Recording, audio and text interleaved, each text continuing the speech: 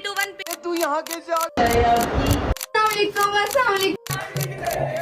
कुरान पाक और हदीस मुबारका के अंदर जगह जगह अल्लाह ताला इंसानों को वार्निंग दे रहे हैं, जिसका मफहूम है कि अल्लाह को छोड़कर दुनिया के माल दौलत को अपना खुदा मत बनाओ। इस दौलत को कमाने की खातिर अल्लाह और इसके हुक्म को मत भूल जाना, और ऐसा ना हो कि ये लालच और गफलत तुम्हें गुमराही और आखिरकार कब्र तक पहुंचा दे। सूरह अल बकरा में आता है कि तुम्हारा माल, तुम्हारी औलाद और तुम्हारी औरतें तुम्हारे लिए आजमाइश हैं, क्योंकि अल्लाह ताला इन चीज़ों को लेकर भी आजमाता है और देकर भी कि कौन है जो कि इस आजमाइश के अंदर अल्लाह को याद रखता है और कौन है जो कि इसके आने के बाद अल्लाह को भुला बैठता है।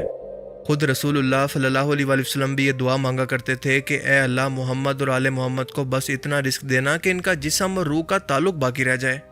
अब ऐसा नहीं है कि अल्लाह के रसूल सल्लल्लाहु अलैहि वसल्लम ने दुनिया का माल कमाने से ही मना किया, बल्कि आपके पास जो कुछ भी होता आपकी ख्वाहिश होती कि मैं शाम से पहले वो सब कुछ सदका कर दूं। यहाँ तक कि हदीस मुबारका के अंदर आता है कि आप सल्लल्लाहु अलैहि वसल्लम ने फरमाया कि मेरे पास अगर ओहद पहाड़ के बराबर सोना हो तो शाम से पहले मैं उसको भी अल्लाह की राह में सदका कर देता। सही हदीस में आता है कि अल्लाह के रसूल ने फरमाया कि हर उम्मत के लिए एक फितना होता है और मेरी उम्मत का फितना है माल। और रसूलुल्लाह सल्लल्लाहु अलैहि वसल्लम के फरमान के मुताबिक आज अपने माशरे के अंदर देखें कि इसी माल की हवस ने हलाल और हराम की तमीज़ तक भुला दी है। इन सो कॉल्ड मुसलमानों को जुआरी, शराबी, सूदी और दयूस भी बना दिया है। सूरह अल कहफ की आयत 28 के अंदर अल्लाह फरमाता है कि इन लोगों की पैरवी ना करो जिनके दिल को हमने अपनी याद से गाफिल कर दिया है, जो अपनी ख्वाहिशात की पैरवी करते हैं और जिनका मामला हद से गुजर चुका है। सूरह अल हमजा की आयत 1 से 3 के अंदर अल्लाह फरमाता है कि ऐसे शख्स के लिए जो कि दूसरों पर ऐब लगाए और माल जमा करे और इसको गिन गिन कर रखे, इसके लिए बर्बादी है। वो समझता है कि इसका माल इसे हमेशा बाकी रखेगा। अल्लाह के रसूल ने फरमाया कि बदनसीब है वो इंसान जो कि दिनार और दिरहम का गुलाम बन जाए।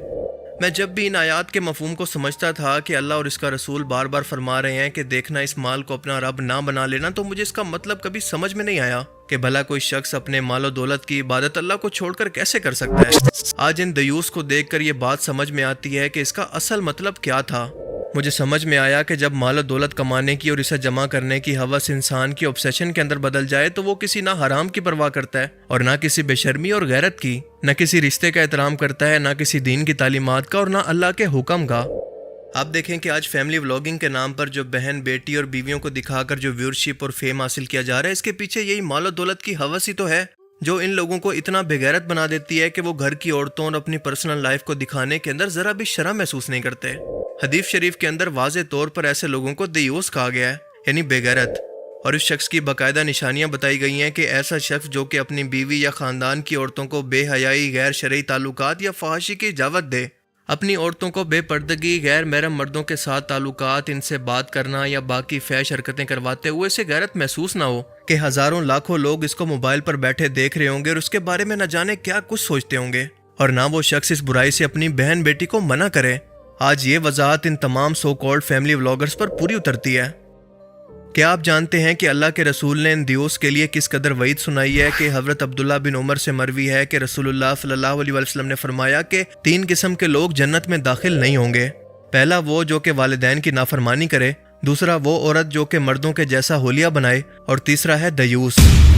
एक लम्हे के लिए तसव्वुर करें कि आप और मैं हशर के मैदान में हिसाब किताब के लिए खड़े हैं और अल्लाह ना करे कि हम इन लोगों के अंदर शामिल हो जिनकी तरफ अल्लाह की ज़ात कलाम करना तो दूर, देखना भी गवारा ना करे। तो सोचें, ज़रा तसव्वुर करें कि हमारे दिल पर क्या बीतेगी।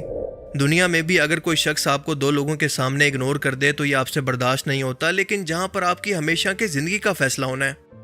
और ये बड़ी रिकत अंगेज़ हदीस है जिसके अंदर अल्लाह के रसूल ने फरमाया कि अल्लाह ताला क़यामत के दिन ना तो दयूस को देखेगा, ना इसको पाक करेगा और ना ही इससे बात करेगा।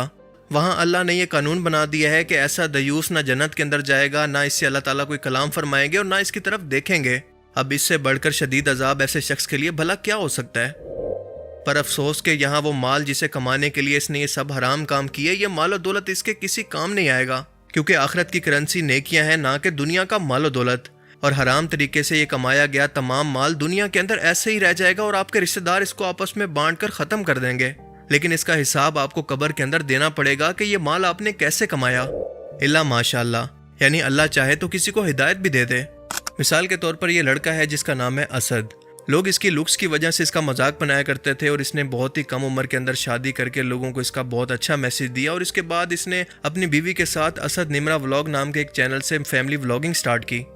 یہ فیملی ولاگنگ کے اندر اپنی بیوی کو اور گھر والوں کو بھی دکھایا کرتا تھا، لیکن اللہ نے اس کے دل کو ہدایت کے لیے چن لیا اور ہر ماہ لاکھوں کی آمدن کو اس نے اللہ کے حکم کے آگے ٹھکرا دیا۔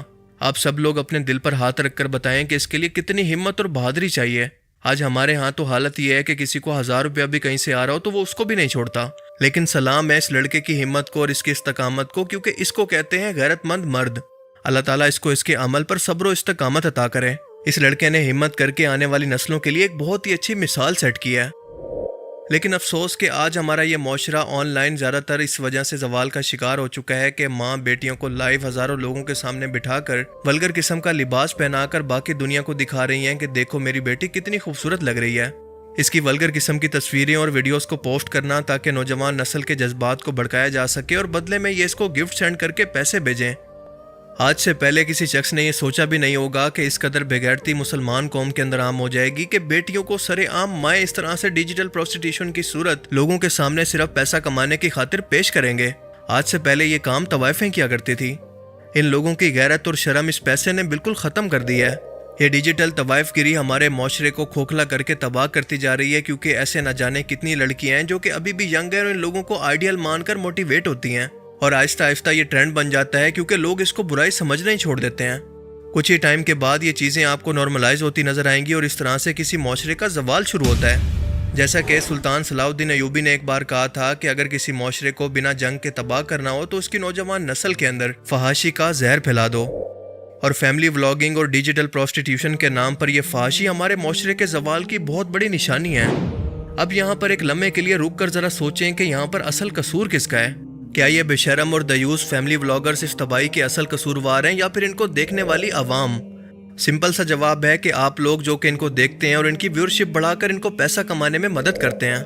ایک دکاندار اپنی شاپ پر وہی چیزیں رکھ کر بیچے گا جس کے گاہک اس کے لیے سب سے زیادہ ہوں گے، تاکہ اس کو زیادہ سے زیادہ پروفٹ ہو، زیادہ سے زیادہ مال کما سکے۔